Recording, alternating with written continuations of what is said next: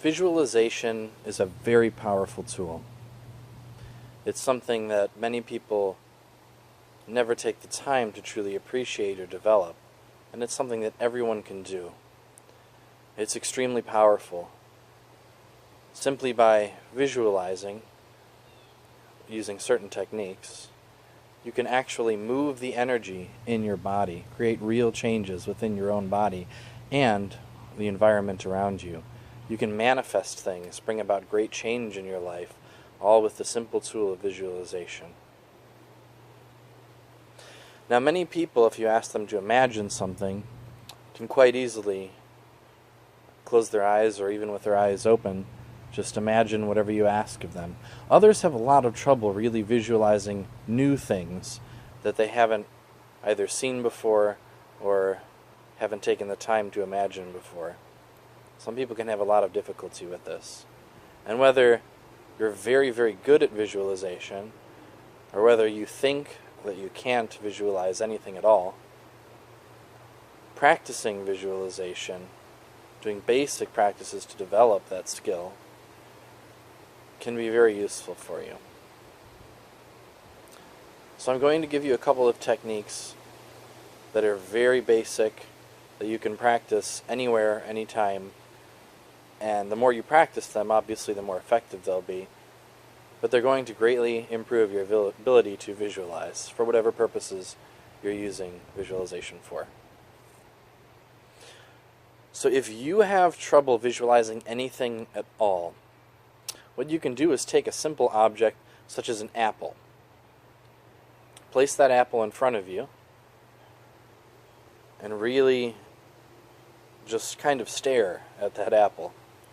Really get a good look at it. Start to sort of visually map out that apple. Does it have a spot where maybe it's more green than red?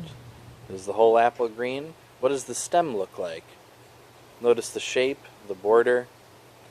Notice everything about that apple and really pay attention to it. And the longer you stare at it, the more that this image kind of becomes ingrained in your mind. So you can stare at it as long as feels comfortable. But after a few minutes, close your eyes, holding the intention of visualizing that apple in your mind. Now you may, just from having stared at that apple for such a long time, have a pretty clear picture of that apple in your mind already. If not, just remember what it was like to look at that apple a moment ago. Everyone has the ability to remember things that happened at least a moment ago, or so I hope. So just remember what that apple looks like. And then, later throughout your day, when you're not in front of the apple, again go back and remember what that apple looks like. Just practice recreating the image of that apple, or whatever the object might be, in your mind. Once you've gotten good at recreating that picture in your mind of that apple, then what you can do is imagine that apple, and next to it, a new object, maybe one that you hadn't visualized before. You can imagine anything you like. It can be something very real that you see on a day-to-day basis, or it can be something that you may have never seen before, never even imagined. Whatever you're comfortable with. Imagine something new next to the apple you've been visualizing. Take some time to really get good at visualizing these two things. And once that practice becomes sort of second nature, what I want you to do is start to try and alter different things about the images that you're imagining. If it's just the apple we're sticking with, you can imagine maybe the color of the apple has changed. It can be very simple like that at first. Or you can imagine that instead of round, the apple has become square. You can imagine that maybe there are multiple things. Maybe there's a flower growing out of the stem of the apple.